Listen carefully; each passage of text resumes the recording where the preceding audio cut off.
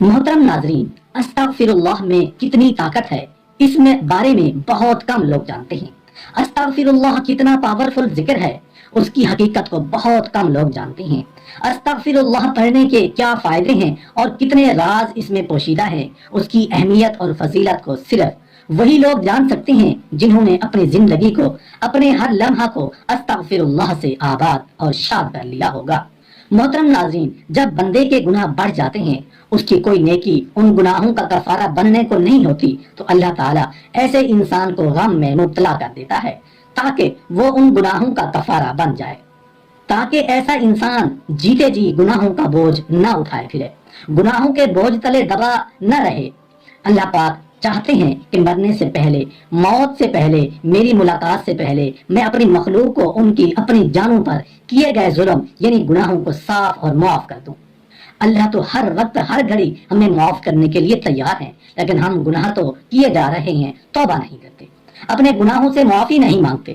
محترم ناظرین، اگر ہم اپنے گناہوں سے توبہ کر لیں، اپنے گناہوں سے معافی مانگ لیں، استغفار کر لیں، تو جانتے ہو اللہ ہمیں کیا کیا نعمتیں عطا فرمائے گا اور کون کون سی رحمتیں ہم پر نازل کرے گا۔ تو بس یہی آج کی ہماری اس ویڈیو کا موضوع ہے کہ جب ہم توبہ و استغفار کرتے ہیں تو اس کے بدلے میں اللہ ہمیں کیا عطا فرماتے ہیں۔ اگر آپ چاہتے ہیں کہ آپ کا ذہنی سکون، شرح صدر، جسمانی راحت، اطمینان، قلب اور متاع حسنہ حاصل ہو تو استغفراللہ کو اپنا شعار بنا لیجئے۔ اگر آپ چاہتے ہیں کہ آپ جسمانی طور پر مضبوط ہوں اور آپ کا جسم مصائب و آلام اور آفات امراض سے محفوظ رہے تو استغفراللہ پڑھتے رہیے۔ اگر آپ چاہتے ہیں کہ آپ حوادث زمانہ اور آزمائش و فتن سے معمون رہیں تو استغفراللہ کو اپنا معمول بنا لیجئے۔ اگر آپ چاہتے ہیں کہ آپ کی زمین موسلادھار بارش سے سیراب ہو اور اولاد صالح، مال حلال اور کشادہ رزق آپ کا مقدر ٹھہرے تو اللہ سے اپنے گناہوں کی معافی طلب کیجیے۔ اگر آپ چاہتے ہیں کہ آپ کو رفع درجات، نیکیوں میں اضافہ اور برائیوں سے نجات نصیب ہو تو استغفراللہ ہی اس کا واحد راستہ ہے۔ نبی کریم صلی اللہ علیہ وآلہ وسلم کا فرمان ہے، اس شخص کے لیے سعادت ہے جو اپنے اعمال نامے میں بہت استغفار پاتا ہے۔ استغفراللہ پڑھنے سے حکم الہی کی تعمیل ہوتی ہے۔ استغفراللہ پڑھنے سے رزق میسر آتا ہے اور اس میں اضافہ ہوتا ہے۔ استغفراللہ جنت میں داخلے کا پروانہ ہے۔ استغفراللہ پڑھنے سے گناہ معاف ہوتے ہیں اور خطائیں مٹ جاتی ہیں۔ استغفراللہ مرنے کے بعد آدمی کے درجات کی بلندی کا باعث ہے۔ استغفراللہ پڑھنے سے بلائیں ٹل جاتی ہیں۔ استغفراللہ پڑھنے سے دل کو پاکیزگی حاصل ہوتی ہے۔ استغفراللہ پڑھنے سے بے اولادوں کو اولاد ملتی ہے۔ استغفراللہ پڑھنے سے صحت و تندرستی قائم رہتی ہے اور انسان اپنی جسمانی اور روحانی قوتوں سے بھرپور فائدہ اٹھاتا ہے۔ یہ اس بے بس آدمی کے لیے راہ کشادہ ہے جس کے لیے زمین تمام تر وسعتوں کے باوجود تنگ پڑ گئی ہو۔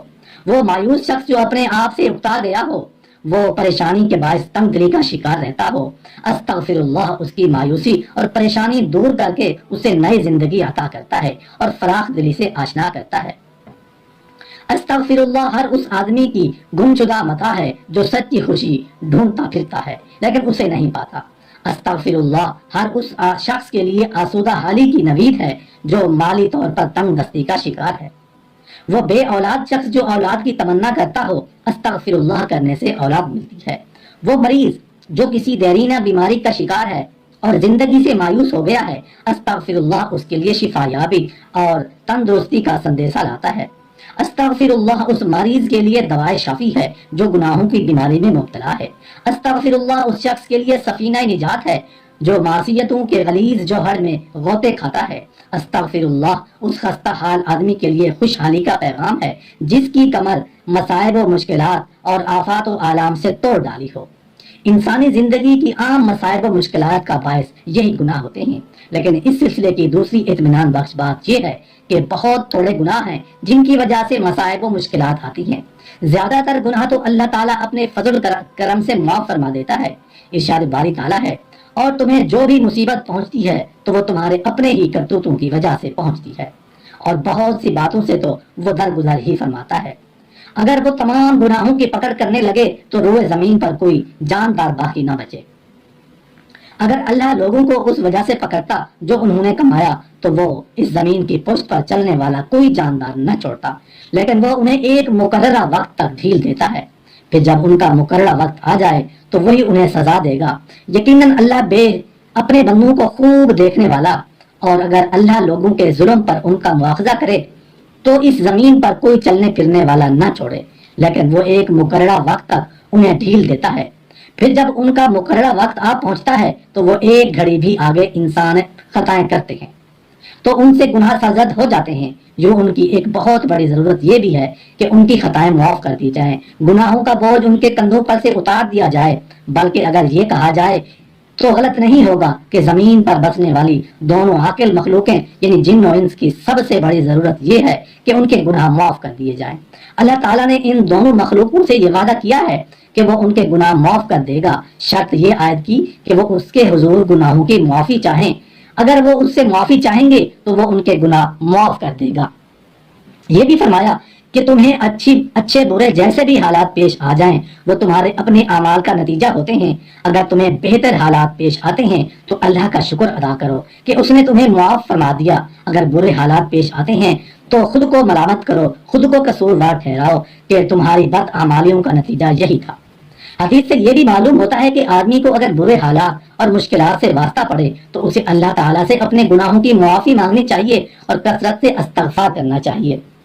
اور یہ کہ تم اپنے رب سے معافی چاہو اور اس کی طرف پلٹ آؤ تو وہ ایک مدت خاص تک تم کو اچھا سامان زندگی دے گا۔ اور اے میری قوم کے لوگوں، اپنے رب سے معافی چاہو پھر اس کی طرف پلٹو، وہ تم پر آسمان کے دہانے کھول دے گا اور تمہاری موجودہ قوت پر مزید قوت کا اضافہ کرے گا۔ میں نے کہا اپنے رب سے معافی مانگو، بے شک وہ بڑا معاف کرنے والا ہے۔